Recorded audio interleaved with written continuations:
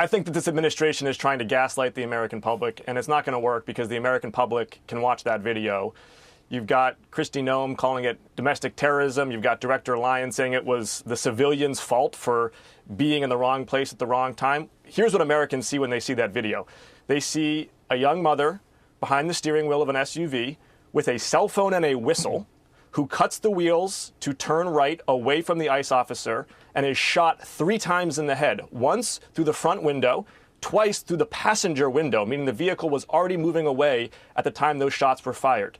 The American public is not going to be lied to. They are going to demand accountability, and this administration must cooperate with Minnesota authorities to ensure a transparent investigation.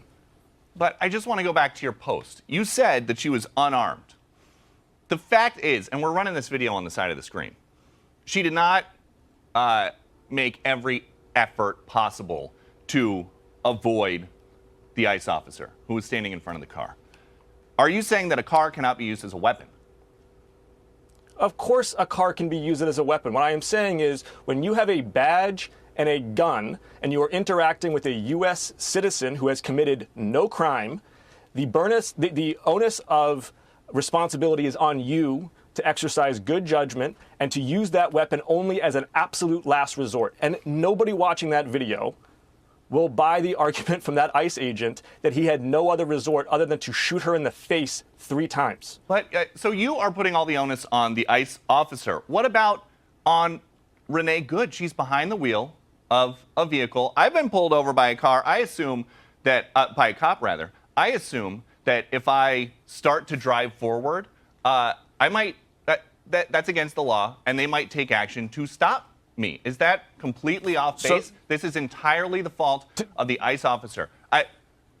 Put more plainly. To be clear, so Peter, what you're saying is, just so I can understand, what you were saying is if you get pulled over on the side of a highway, for example, and the officer grabs your door and attempts to prise it open and is filming you with another officer on the other side of the car, and your car moves forward away from the officers, you think your family would be okay if you then got shot in the face 3 times?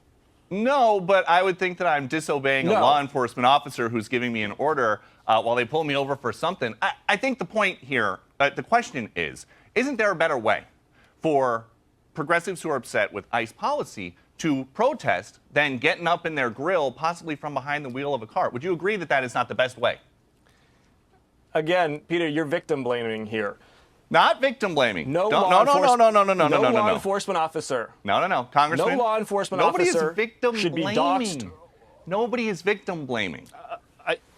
About 2 minutes ago, I heard Director Lyon say that the civilian was at fault for being involved in that operation. Let's be clear here. You have a badge, you have a gun, you are wearing a mask. You are accountable for everything that happens or fails to happen in that operation. No law enforcement officer should be accosted or harassed or assaulted, and there should be penalties of law for so doing. And no U.S. citizen should be afraid of their own government, and that is what ICE has created. They have stopped being an arm of the law, and they have started being an instrument of fear. So I want to play this video. The mayor, Jacob Frey, is dismissing the threat posed to the ICE officer who almost got, he says, he thought he almost got run over by a car. Listen to this.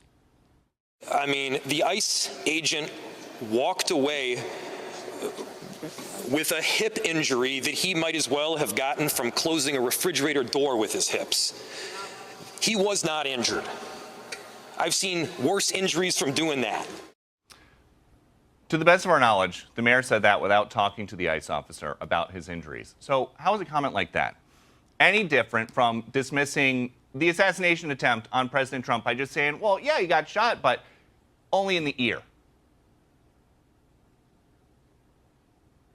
Yeah, physical violence shouldn't be dismissed. But the point is here that the Minneapolis mayor is trying to respond in real time to the gaslighting of this administration. Within minutes of this event, Kristi Noem called it an act of domestic terrorism. How is that in pursuit of turning down the temperature and pursuing a transparent, accountable investigation? Here is where ICE should be focused. As opposed to assaulting U.S. citizens, they should be looking at the 29,000 unauthorized immigrants who they told Congress last year have convictions for murder or rape and are still at large. They have not detained To the best of my knowledge, even a handful of those individuals, indeed a majority of those they have detained, have no criminal conviction whatsoever. ICE is not making America safer right now. So something Director Lyons said before this segment, he said that ICE wouldn't be on the streets if local authorities would just cooperate and enforce some of these detainers. Go get the murderers, go get the people who are accused of sex crimes against kids. So why don't the local authorities just cooperate? I think Director Lyons might need a lesson in the 10th Amendment and federalism. Local law authorities pursue criminal and civil convictions for state and local law. ICE is meant to execute against federal civil immigration enforcement. And we do need federal civil immigration enforcement. Indeed, Peter, I'm the co-sponsor of legislation called the Dignity Act that would upgrade our immigration code to secure our borders, to change asylum definitions, to allow for more due process, both for agents and for individuals detained, to create a better system. But this idea that somehow this is entirely a state or local issue is just not how the Constitution works. Well, we really appreciate you coming on to give your side of the story. It was sporty, and that's good. So we appreciate it, Congressman Jake Auchincloss. Hope to have